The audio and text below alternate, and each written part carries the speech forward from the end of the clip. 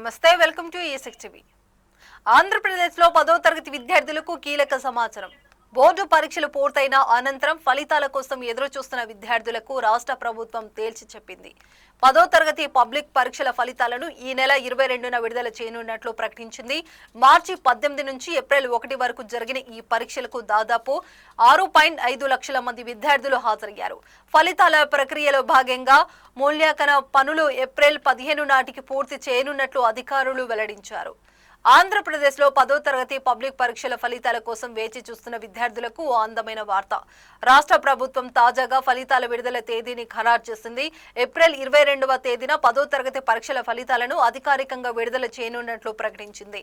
ఈ సంవత్సరం మార్చి 18వ తేదీ నుంచి ఏప్రిల్ 1వ తేదీ వరకు 10వ తరగతి బోర్డు పరీక్షలు జరగగా మొత్తం 6.5 లక్షల మంది విద్యార్థులు రాష్ట్ర వ్యాప్తంగా 3,450 కేంద్రాల్లో పరీక్షలు రాశారు. వారిలో 3,15,697 మంది బాలురు, 3,34,187 మంది బాలికలు ఉన్నారు.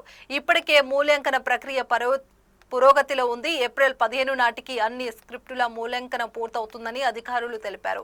ఫలితాల విడుదలకు ముందు అన్ని ఏర్పాట్లు పూర్తి చేసే పనిలో ఉన్న విద్యాశాఖ విద్యార్థుల కోసం ఈ సమాచారాన్ని ముందుగానే వెల్లడించారు. ఇవి బులెటిన్ అప్డేట్. చూస్తున్నానండి E6 టీవీ.